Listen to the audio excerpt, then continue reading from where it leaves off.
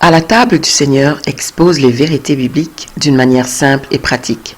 Ainsi, les enfants de Dieu peuvent grandir dans la stature de Christ, comme il est écrit dans Éphésiens 4, 11 à 15, être édifiés et rendus capables par la parole de Dieu pour posséder leur héritage en Christ. Alors, Acte 20, 32 et Acte 26, 18 seront une réalité pour chacun d'entre eux. Bienvenue à la table du Seigneur! Yeah!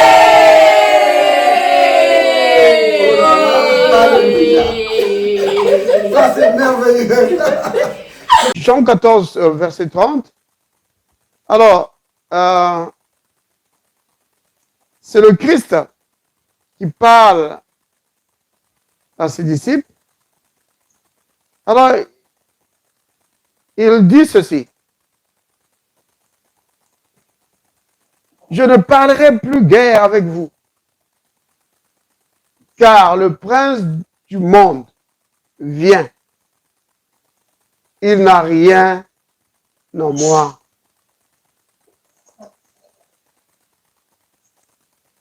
Vous avez entendu ça? Quelle déclaration! Le Christ dit que le prince de ce monde vient. Oui. Vous connaissez le prince de ce monde, n'est-ce pas? C'est Satan. Il dit que le prince de ce monde, il vient. Mais il n'a rien en moi. Il n'y a rien de lui qu'il pourra trouver en moi. Oh là là! C'est merveilleux ça.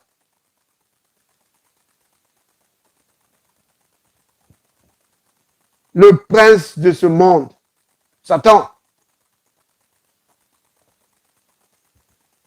Ce qu'il essaie de toujours faire, c'est d'avoir un passage, d'avoir une porte dans la vie des chrétiens, d'avoir un passage secret par lequel il va toujours passer pour entrer dans ta vie. Le Christ dit que chez moi, il n'y a rien de lui qui est en moi. Oh là là! Ouais. Il n'y a rien. Donc tout est blindé, barricadé, fermé.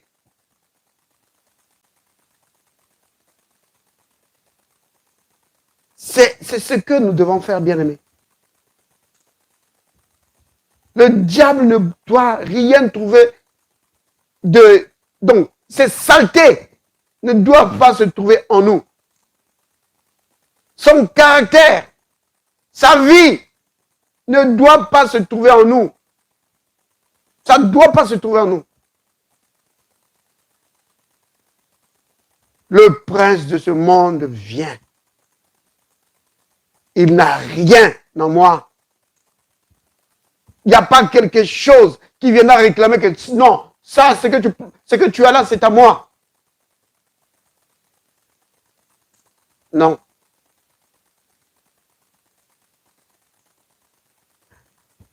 Ce passage me fait penser à Éphésiens 4.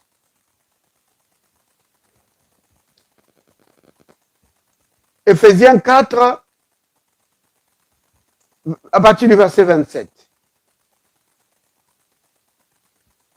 Le Christ, ici, il dit, Satan n'a rien. Il n'a aucun accès à ma vie.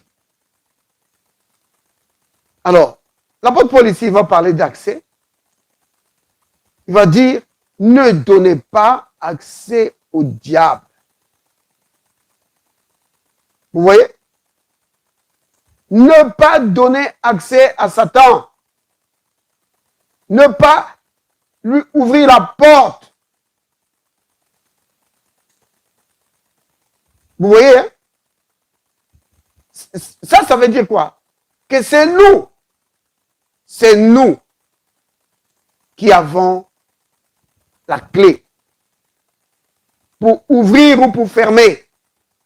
C'est toi, bien-aimé, qui as la clé. La clé de ta vie, ce n'est pas Satan qui a ça. C'est toi. Ça veut dire que s'il entre dans ta vie, c'est parce que toi, tu lui as ouvert. Maintenant, ça peut être consciemment ou inconsciemment, mais le résultat reste le même. Et je dirais même que très souvent, c'est inconsciemment. C'est par ignorance. On ouvre la porte à l'ennemi. Et il entre. Et lui, quand il entre, il ne se signale pas. Non. Il se glisse en douceur. Tout ce qu'il veut, c'est avoir une place dans ta vie. Tout ce qu'il veut, c'est avoir un accès à ta vie. Comme ça, chaque fois, il a un passage libre. Un passage libre. Même si tu le chasses, il part, il va revenir. Il sait qu'il a une porte où il pourra toujours entrer.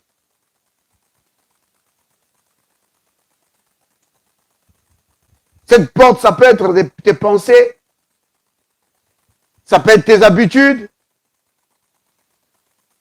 Oui. Lui, il veut avoir une place dans la vie des enfants de Dieu.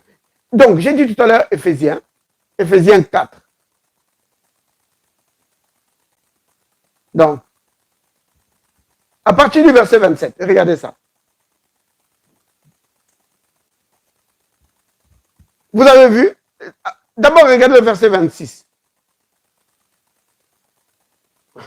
En fait, on peut remonter plus haut. Plus haut. Parce qu'au verset 24, l'apôtre Paul dit aux chrétiens qui étaient à Éphèse, il leur écrit, il leur dit de revêtir l'homme nouveau qui a été créé selon Dieu dans une justice et une sainteté que produit la vérité. Alors, il leur dit, c'est pourquoi renoncez au mensonge. Renoncez au mensonge. Que chacun de vous parle selon la vérité à son prochain, car nous sommes membres les uns des autres. Si vous vous mettez en colère, ne péchez point, que le soleil ne se couche pas sur votre colère. Verset 27, il dit, ne donnez pas accès, n'ouvre pas la porte de ta vie au diable. Vous voyez? Verset 28, que celui qui dérobait ne dérobe plus. Vous avez vu? Mensonge, vol, colère, dispute, c'est cela. C'est des portes. Que celui qui dérobait ne dérobe plus, mais plutôt qu'il travaille en faisant de ses mains ce qui est bien, pour avoir de quoi donner à celui qui est dans le besoin. Ce verset ici, hein, vous avez vu? Il dit que celui qui dérobait, celui qui volait, qui travaille maintenant, il va avoir de quoi subvenir à ce besoin, mais l'apôtre Paul insiste. Il dit, il ajoute quelque chose là, il dit que tu vas avoir aussi de quoi subvenir aux besoins des autres. Verset 29. Qu'il ne sorte de votre bouche aucune parole mauvaise.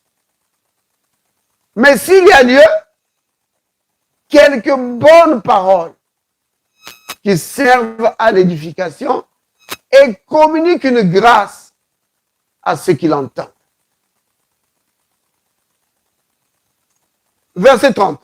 N'attristez pas le Saint-Esprit de Dieu, par lequel vous avez été scellés pour le jour de votre rédemption. N'attriste pas l'Esprit de Dieu, parce qu'il peut être attristé. Mais non, verset 31. que toute amertume. Vous avez vu? L'amertume. C'est une porte. N'oubliez pas, nous sommes en train de parler des portes que Satan utilise pour avoir accès à la vie des gens. Le Christ dit que Satan n'a aucun accès à ma vie. Il n'a rien à moi. Et ces choses-là de Satan, c'est quoi? L'amertume, le vol, le mensonge, la colère, les animosités. Tu ne supportes pas. Celui-là, je ne le supporte jamais. Je ne le supporte jamais. Animosité.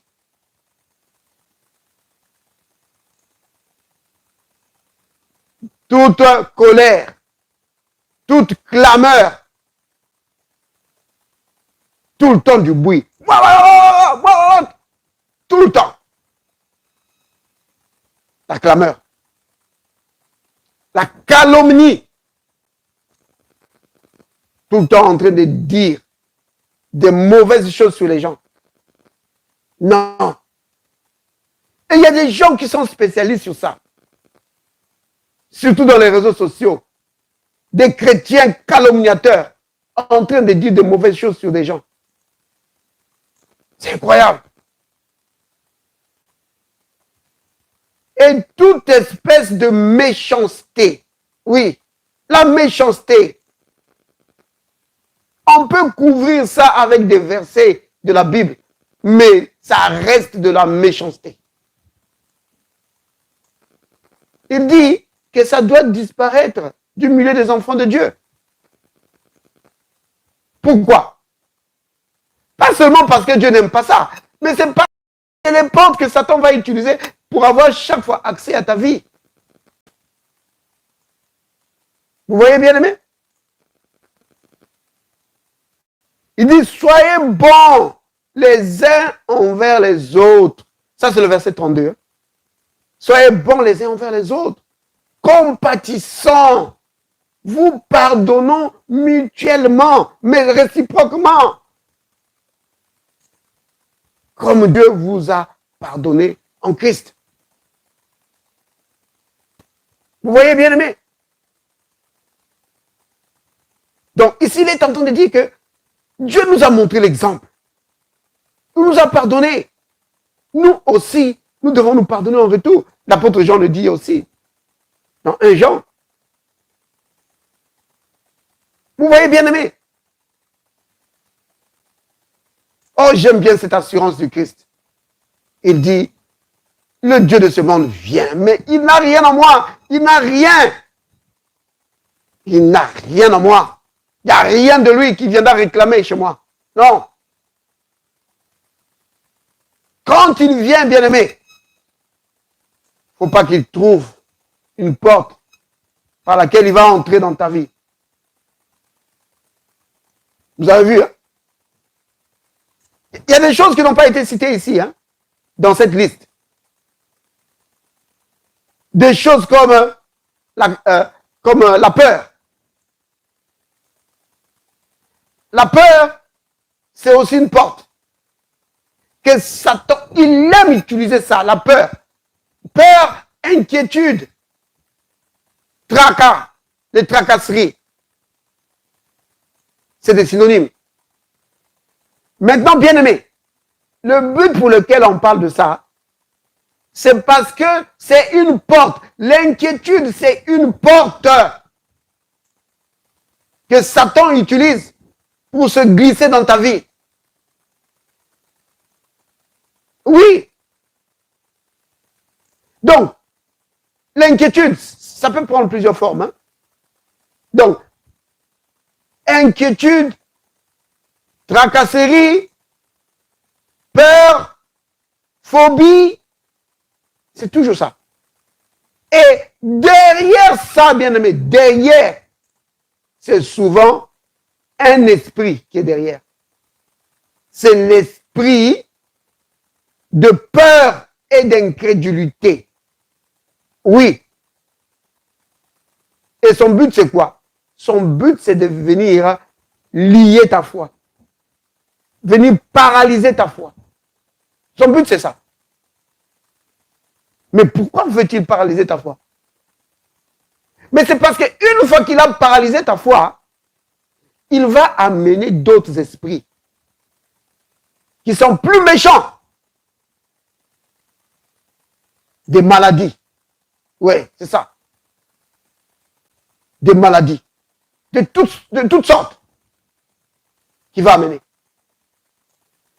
Souvenez-vous, comme l'apôtre Paul dit, que nous n'ignorons pas les desseins de Satan, ses projets. Nous ne les ignorons pas. Pourquoi? Parce que le Christ nous a dit qu'il vient pour voler. Oui, il vient te voler ta santé, il vient te voler ton argent. Parce que quand tu es malade, tu commences à dépenser de l'argent pour aller faire des visites médicales plutôt. Oui, tu dépenses ton argent. Il te vole. Il te vole ta santé, il te vole ton argent. Donc il vient pour voler, il vient pour tuer, il vient pour détruire. C'est là ses projets. Et alors, il cherche une porte. Et la porte de la peur, bien aimé, il utilise souvent ça. La peur. Quelqu'un peut avoir des peurs comme ça. Oh, mais qu'est-ce qui va arriver si moi, là, je n'arrive plus à travailler? Comment je vais payer mes factures? Tu te poses ce genre de choses. Oh là là, mais tu ouvres la porte. Tu as des peurs comme ça. Oh, qu'est-ce qui va arriver ici à la maison si moi, je n'arrive plus à travailler? Non. Et certaines personnes, j'ai même entendu ça de leur bouche. Que si moi, parce que la personne se croyait vraiment... Oh, si moi, c'est moi qui ai pouvoir vraiment à tout ici dans cette maison. S'il m'arrive quelque chose dans cette maison, ça va être grave. Mais pourquoi tu parles comme ça? Tu ouvres la porte. Vous voyez? C'est important de faire attention à ça. Donc, tes paroles, tes pensées, si tu laisses ça, l'ennemi va entrer.